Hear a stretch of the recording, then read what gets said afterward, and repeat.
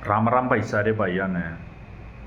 तो भाई आज एक और कैलेंडर ईयर साल 2025 का अंत हो जाएगा। व्यक्तिगत तौर पर अगर मैं इस साल की बात करूं तो ये मेरे लिए एक बहुत ही कठिन साल रहा, क्योंकि इसी साल वो दिन आया जिस दिन मेरे पिता का हाथ मेरे सिर से उठ गया।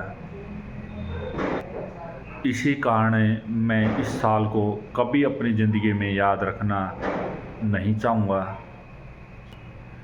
क्योंकि उस हाथ का होना ही इस बात का सबूत है कि आप अपना काम करो और चिंता मत करो, अभी मैं हूँ।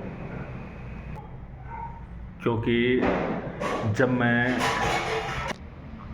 ड्यूटी पर जाने के लिए घर से निकलता तो मेरे से पूछता कि भाई कितने पैसे चाहिए, कितने रुपये चाहिए। तो मैं कहता कि मेरे पास तो है पापा।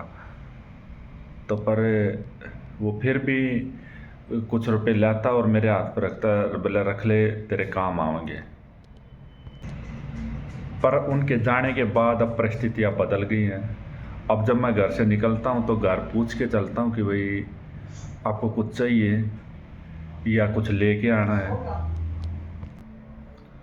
पर मैं एक बात ज़रूर कहना चाहूँगा कि वो हाथ हमें इस तरह बीच मझधार में छोड़कर नहीं गया कि कोई हमारा नाजायज़ फ़ायदा उठाए या हमें गलत रास्ते पर चलाए, बल्कि वो इस योग्य बना के गया, इतनी समझ पैदा करके गया कि भाई हम अपनी समझ से अपने परिवार को आगे बढ़ा सकें।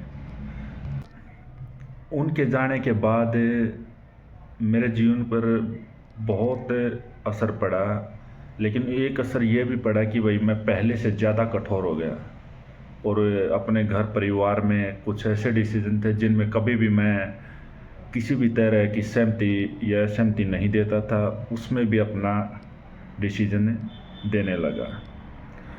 और कई बार कठोर डिसीजन भी मैंने लिए जो मेरे परिवार के हित में थे, जिसकी वजह से हो सकता है किसी को बुरा भी लग गया हो, चाहे वो मेरे जानने वाला हो, चाहे मेरे बिना जानने वाला हो,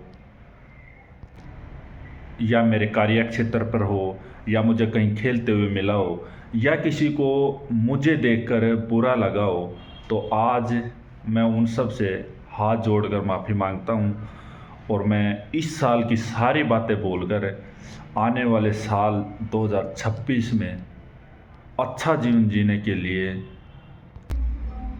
आप सभी को बधाई देता हूँ और आशा करता हूँ कि आने वाला साल आप सबकी ज़िंदगी में खुशियाँ लेकर आए।